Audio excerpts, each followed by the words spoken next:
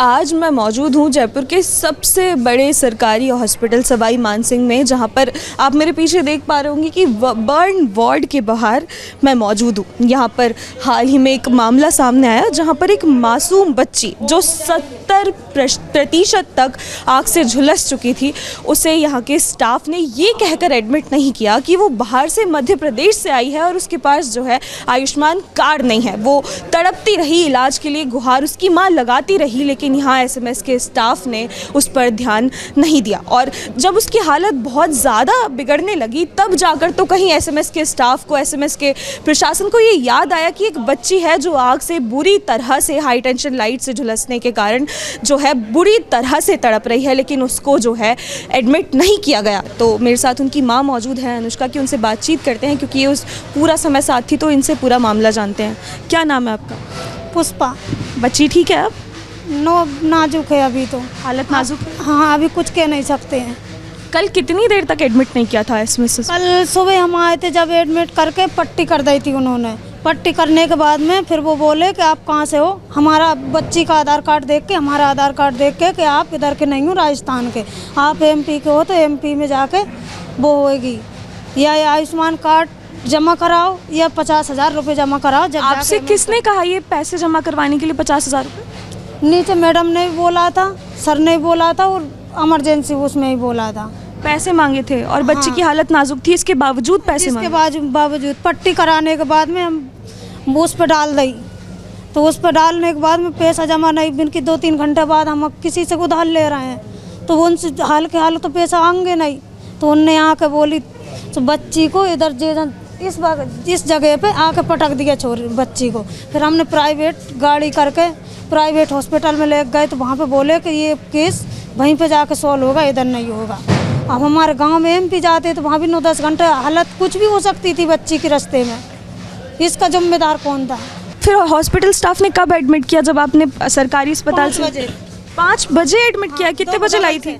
8 बजे लेके आए थे। 8 बजे लाई थी आप और 5 बजे एडमिट किया? हाँ, दोबारा से लेके आए थे। पहले एक बार भगा दिया था हमको, फिर दोबारा से लेके आए थे। 2 बार एम्बुलेंस करके लाया? एम्बुलेंस 1200 रुपये में करके लेके आए फिर। और आपसे एसएमएस में पैसे मांगे गए सरकारी अस्पताल होने के बावजूद? हाँ, सरकारी हॉस्पिटल होने के बाद भी जो 50,000 रुपये मांगे थे। 40 से 50,000 के आसपास करोगे जब जाके हम एडमिट करेंगे इसको। और अब बच्ची ठीक है? अब इलाज अच्छे से चल रहा है? अंदर कोई परेशानी आ रही है आपको? कोई परेशानी नहीं आ रही। अभी तो वो कर रहे थे, पट्टी करने की बोल रही थी सुबह। वो बोल रहे थे डॉक्टर कि आप पट्टी खोलो इसकी, इसके बाद में हम पट्टी करेंगे। पट्टी खोलने के लिए हम लोगों से बोल रहे थे, हमसे थोड़ी ना पट्टी खोलेगी हैं। देखिए, एक ही पट्टी नहीं खोलेंगे। 40 साल से हमारे इधर ये वो है कि इधर पट्टी मट्टी आप जो है ना पेशेंट, उनके वो ही खोलेंगे पट्टी, हम नहीं खोलेंगे। तो भैया हमसे थोड़ी ना पट्टी, इतनी थोड़ी बहुत चोट हो तो हम पट्टी भी खोल सकते हैं। फिर कोई एक आए थे, वो साइन करवा के ले गए थे, जो लड़की से बयान ले गए, तो उन्होंने बोला जब जाकर फिर पट्टी खोलने के लिए अभी हाल में उधर ही छोड़ के आई हूँ बच्ची के लिए। अब बच्ची की स्थिति कैसी है?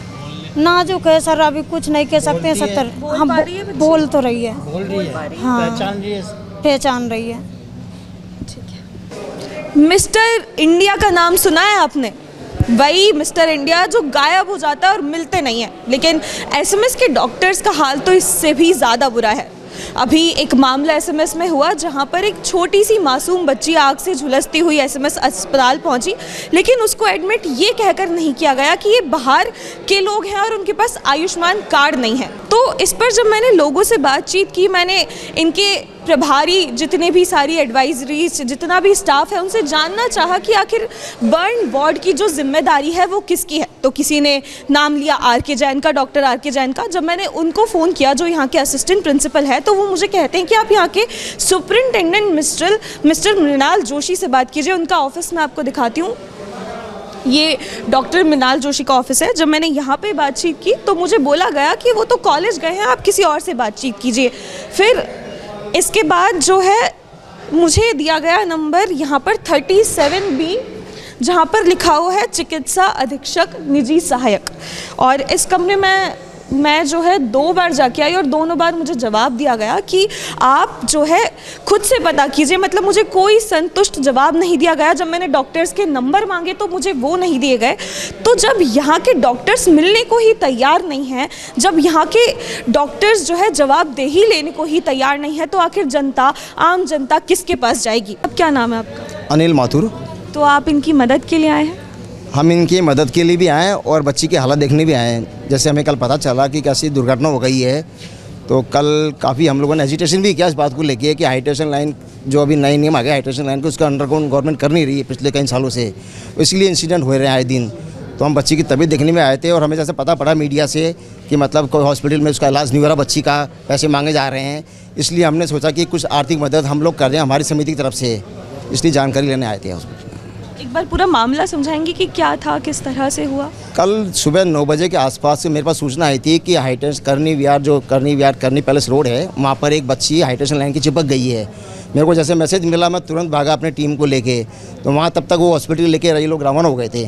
फिर वहाँ हमने देखा कि मौके पर स्थिति बड़ी ख़राब थी, क्योंकि मकान जो था ना हाईटेंशन लाइन से 4 फीट दूर था, और बताते हैं कि उस मकान में तीसरा हादसा था, ये हाईटेंशन चौथा हादसा टेंशन लाइट पे चौथा हादसा इससे पहले हो चुके हैं। उस मकान में, जिस मकान पे बच्ची ने क्या हो गया, बच्ची सुबह 9 बजे के आसपास भगोने में पानी है ना, हाँ 2 दिन पहले आए थे आप लोग। 3 बार पहले हो चुके हैं। 3 बार पहले। तो इस पे प्रशासन ने कोई कार्रवाई नहीं की? क्या आप लोगों ने शिकायत करवाई? प्रशासन आज शायद जेडीए का एनफोर्समेंट डिपार्टमेंट, शायद मेरे पास खबर आई कि एनफोर्समेंट वाले जेडीए वाले वहाँ पहुँचे हैं और उस मकान वाले के खिलाफ भी कार्रवाई कर रहे हैं, जो उसने अवैध निर्माण करा है उसके खिलाफ भी कार्रवाई करने जा रहे हैं वो लोग आज। देखिए, एक बड़ा सवाल है कि जब 4 बार कोई हादसा होता है तब जाकर कहीं पर जो है प्रशासन जागता है और याद आता है कि उसे जो है कार्रवाई करनी चाहिए। आज जब अनुष्का जो है ज़िंदगी और मौत से लड़ रही है, तब जाकर जो है प्रशासन को याद आया है कि कार्रवाई भी करनी है।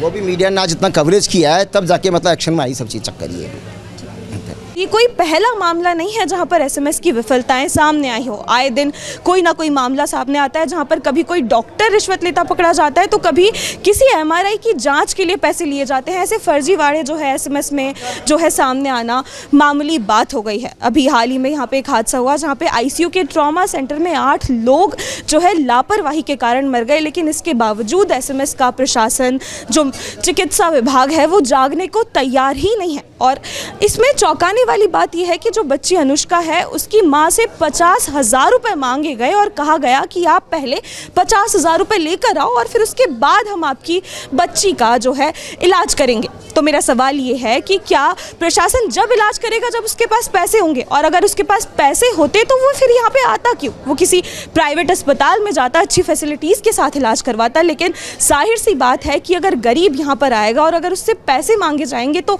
इलाज का हकदार क्या ये स्टाफ तय करेगा? क्या यहाँ के डॉक्टर्स तय करेंगे? मेरा सवाल ये है प्रशासन से, चिकित्सा विभाग से और एसएमएस के स्टाफ से कि आखिर कब तक गरीब को इस तरह इलाज के लिए तड़पना पड़ेगा और कब जो है एसएमएस का जो प्रशासन है, कब जो है चिकित्सा विभाग जागेगा और ऐसे मामलों पर सख्त कार्रवाई लेकर जो है इन पर संज्ञान लेकर, इन पर ध्यान देकर गरीबों की सुनेगा।